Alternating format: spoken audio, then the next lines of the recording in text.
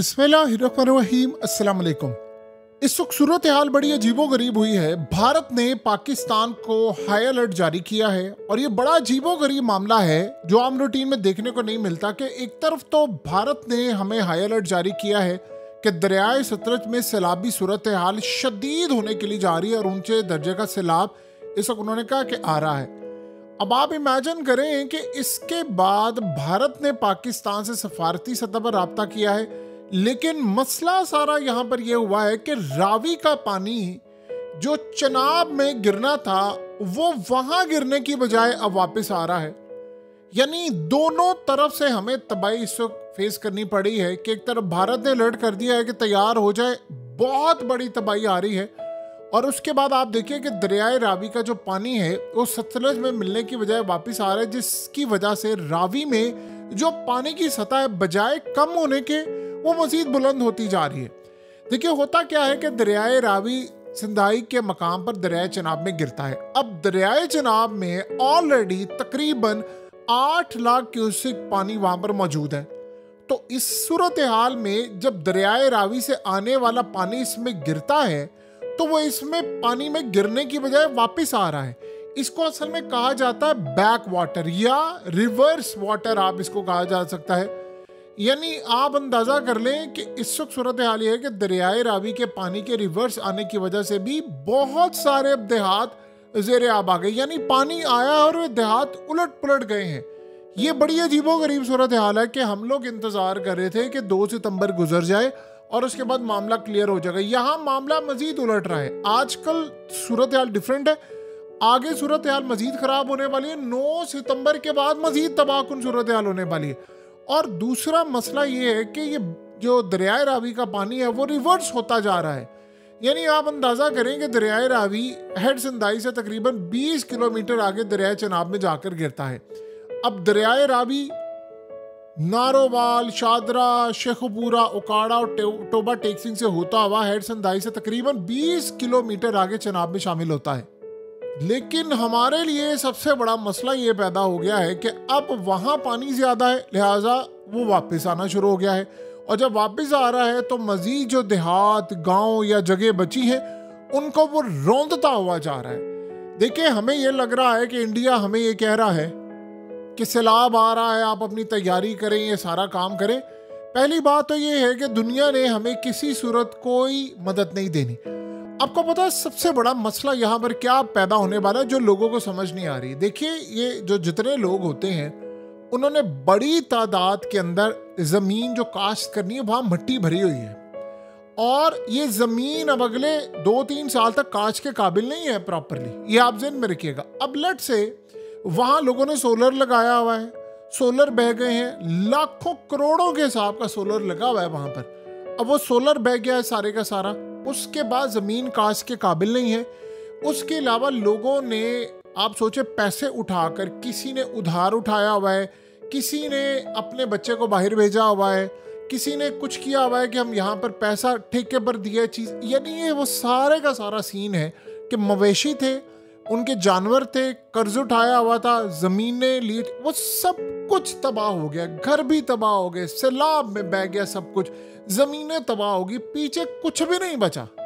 यानी ये वो सूरत हाल इस वक्त पैदा हो गई है कि ना लोगों, अभी आपको या हमें लग रहा है ना कि ये पानी है, सैलाब है, आप इस पानी को ज़रा उतरने दें, उसके बाद आपको तबाही नजर आएगी। खाली बीमारियों की बात नहीं हो रही कि बीमारियां निकलेंगी, तबाही होगी, आपकी ज़मीन काश्त के काबिल नहीं है।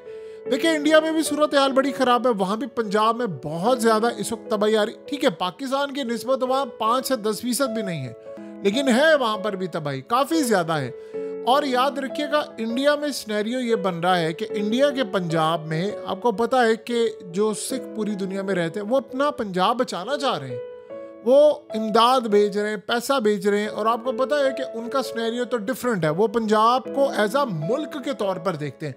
आप किसी इंडियन से पूछे आप कहाँ से, वो आपको कभी भी ये नहीं कहेगा कि मैं इंडिया से, वो कहेगा मैं पंजाब से हूँ, मैं फलानी जगह से हूँ, मैं इधर से हूँ, मैं उधर से हूँ। इस तरह की गुफ्तगू वहाँ पर होती है।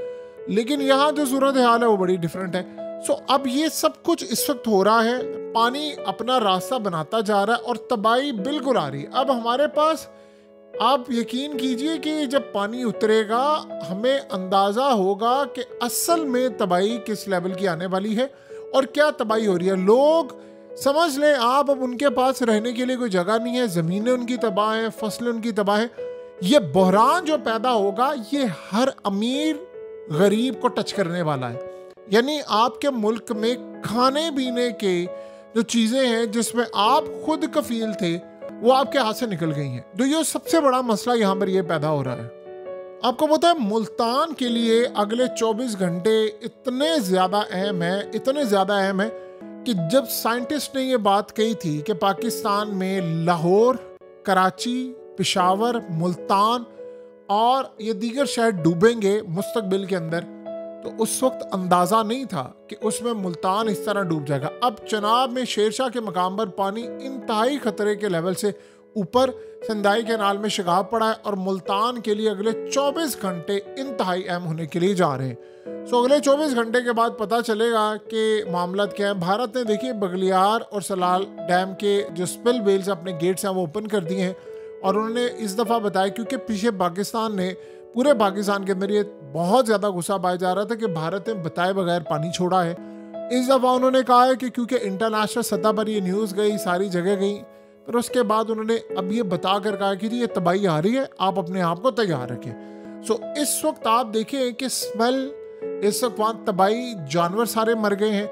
ये ईद आएगी तो आपको अंदाज़ा होगा कि जानवरों की किल्लत कितनी है, रेट कितने ज़्यादा बढ़ गए हैं।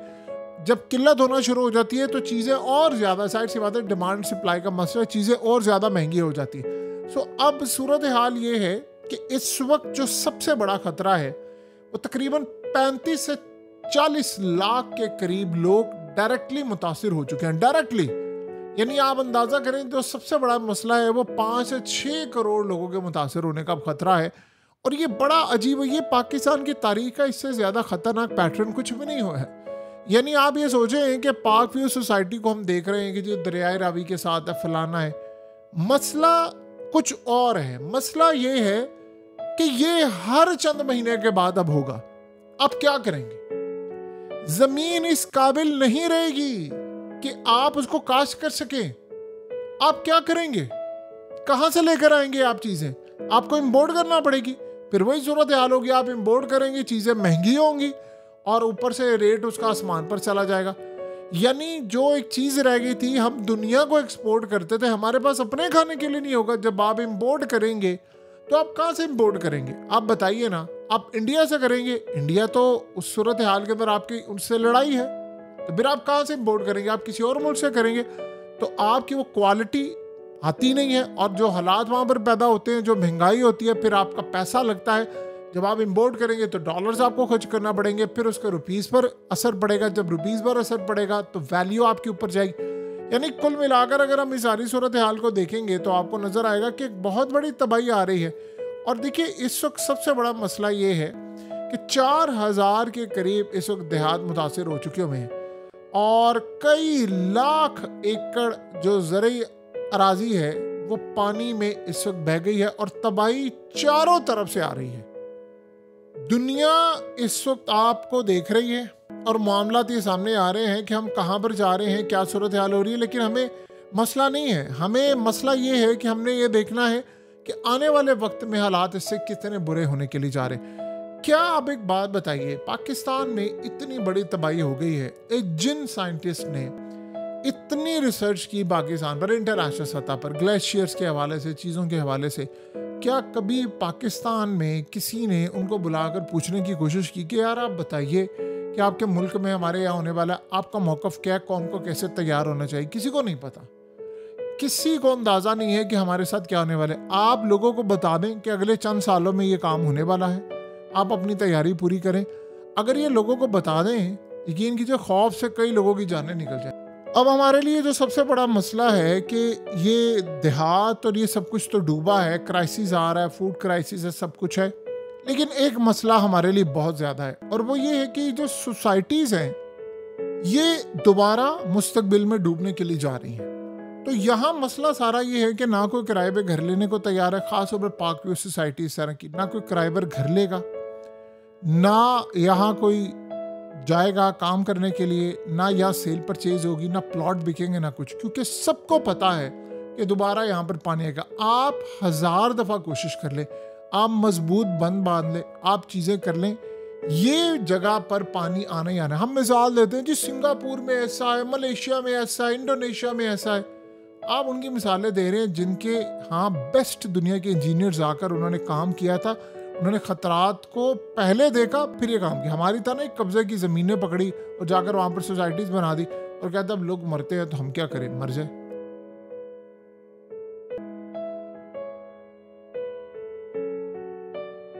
हकीकत टीवी को सब्सक्राइब करना मत भूलें, वीडियो को लाइक करें, शेयर करें और कमेंट सेक्शन में अपनी राय का इजहार ज़रूर करें।